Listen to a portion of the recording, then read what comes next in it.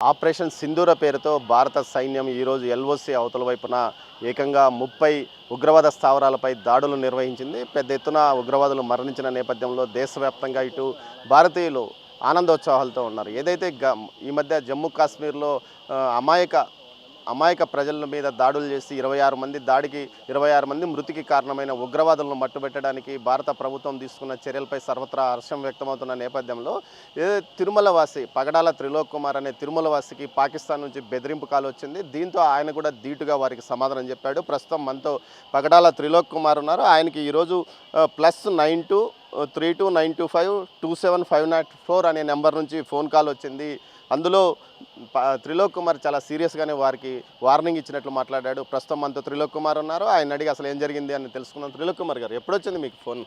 Sir ఇవాళ 10:25 10:26 అంతే అండి.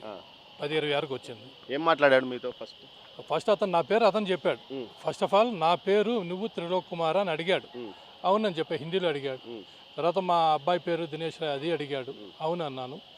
ఏం కావాలి అసలు ఈ 2 పేర్లు అడిగేటప్పటికి ఫోన్ చూసినప్పటికీ ఎవరు వీళ్ళని చెప్పి చూసేటప్పటికి అది పాకిస్తాన్, లాస్ట్లో పాకిస్తాన్ కనిపిస్తుంది. నాకు కొంచెం ఏదో ఇది అనిపించింది. ఫస్ట్ మామూలుగా ఈ కాల్స్ వస్తాయి కదా, ఈ డబ్బులు గుంజేదానికి, దొంగతనం, డిజిటల్ అరెస్ట్ ఇలాంటివన్నీ ఉంటాయి. అలాంటి కాలేమో అనుకున్నాను. కాసేపటి తర్వాత అది పక్కన చూస్తే పాకిస్తాను అని కనిపించింది నాకు. సరే నేను కూడా కొంచెం గట్టిగానే అసలు నువ్వెవరు, నీకేం కావాలన్నట్టు నేను కూడా గట్టిగానే అడిగాను. దానికి అతను ఏదో ఒక ఆఫీసర్ అన్నట్టు ఒక హిందీలో సో ఆఫీసర్ అంటూ ఉర్దూలో మాట్లాడా, హిందీలో మాట్లాడా? సార్ నాకైతే హిందీలాగా బాగా అనిపించింది. బై ఛాన్స్ ఉర్దూ ఉండొచ్చేమో, ఎందుకంటే ఉర్దూ నాకు తెలియదు. ఏమన్నాడు మీతో హిందీలో? అతను హిందీలో అనింది వచ్చి మా కుటుంబ సభ్యుల పేర్లు చెప్పిన తర్వాత ఇది పాకిస్తాన్ కాల్, ఫేక్ కాల్ అని అర్థమైన తర్వాత నేను గట్టిగానే ఎదుర్కొన్నా. అసలు ఎవడరా నువ్వు ఏం కావాలన్నట్టు మాట్లాడడంతో అతను వెంటనే ఇంకో 5 నిమిషాల్లో నీ ఇంటి పైన, నీ చుట్టుపక్కల అన్ని చోట్ల బాంబులు వేస్తాం, నువ్వు నీ కుటుంబ సభ్యులు అందరూ చచ్చిపోతారు, మీరు ఎక్కడ ఉండేది నాకు తెలుసు, అందుకే మీకు మీ పేర్లు కూడా నేను చెప్పగలిగాను అనే విషయాన్ని అతను ధైర్యంగా చెప్పాడు. వెంటతో నాకు కోపం వచ్చింది. ఇది పాకిస్తాన్కి ఒక్కని అర్థమైపోయి, ఒరే నిన్న రాత్రి కల్ రాత్ ఆప్గా నో బేచారే కిసినే నై పకాడా తెరా అని చెప్పి నేను కూడా కొన్ని పౌరుషమైన పదజాలాన్ని వాడుతూ అతని హిందీలో, ఎందుకంటే ఇక్కడ దేవుడి ధర్మాన్ని వ్యాపారస్తులు కాబట్టి 4 భాషలు స్వామివారి దైవలు వచ్చు కాబట్టి నా వల్ల అయినంత ఇదిగా నేను అతనికి ధీటుగా సమాధానం ఇచ్చాను. ఈ జరిగిన వెంటనే నేను ఇమీడియట్లీ 100కి డయల్ చేశాను. 100కి డయల్ చేసి జరిగిన విషయాన్ని వాళ్ళకి తెలియపరిచి, ఇలా ఉంది, ఏదైనా జరిగినప్పుడు వెంటనే మనం పోలీస్ చేయడం ఫస్ట్ తక్షణ కర్తవ్యంగా. నుంచి ఎలాంటి రెస్పాన్స్?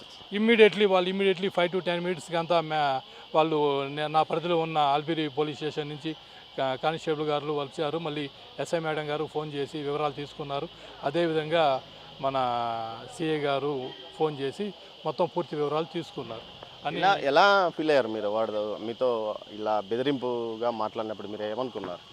సరే అతను బెదిరింపు మాట్లాడినప్పుడు ఫస్ట్ ఆఫ్ ఆల్ నాకు ఏమీ చేసుకోలేని, తిండికి కూడా గతిలేని ఈ పాకిస్తాన్, దుస్థితిలో ఉండే ఈ పాకిస్తాను ఏదో ఆకతాయి చర్య, పిల్ల చర్య అనేది నా మనసుకు అనిపించింది. కానీ కొంచెం ఓపికగా ఆలోచించిన తర్వాత ఏమనిపిస్తుందంటే, ఇది ఆకతాయి చర్య అయితే నా ఒకటి పేరు చెప్పవచ్చు, ఏమంటే నా నెంబర్ పట్టుకుంటే ఫేస్బుక్, ట్విట్టర్లో ఎక్కడో చోట దొరుకుతాను. బట్ నా కుటుంబ సభ్యులు అందరి పేర్లు చెప్పడం అనేది కొంచెం ఆలోచించాల్సిన విషయం. పైగా ఇది టెంపుల్ సిటీ తిరుపతిలో నేను కాపురం ఉంటాను, తిరుమల వ్యాపారం చేసుకుంటాను కాబట్టి ప్రసిద్ధిగాంచిన తిరుమల క్షేత్రాన్ని, తిరుపతి టెంపుల్ సిటీకి దగ్గరలో ఉన్న నాకే ఈ విధంగా రావడం, నా కుటుంబ సభ్యుల పేర్లంతా చెప్పడం, అతని బెదిరింపుకి నేను భయపడలేదు. కానీ వేరే ఏ విధమైన సంఘటనలు జరగకుండా ఇక్కడ మన భక్తులందరికీ బాగుండాలని నేను ఇమీడియట్లీ పోలీస్ వారికి తెలియజేయడం జరిగింది. Okay, thank you. ఏదైతే త్రిలోక్ కుమార్కు ఉదయం 10-15 నిమిషాల సమయంలో ఫోన్ కాల్ వచ్చింది. అయినప్పటికీ త్రిలోక్ కుమార్ ధైర్యంగా అతనికి ధీటుగా సమాధానం చెప్పాడు. భవిష్యత్తులో అయితే తిరుపతి విషయానికి సంబంధించి, తిరుమల విషయానికి సంబంధించి ఇప్పటికే ప్రభుత్వం పూర్తి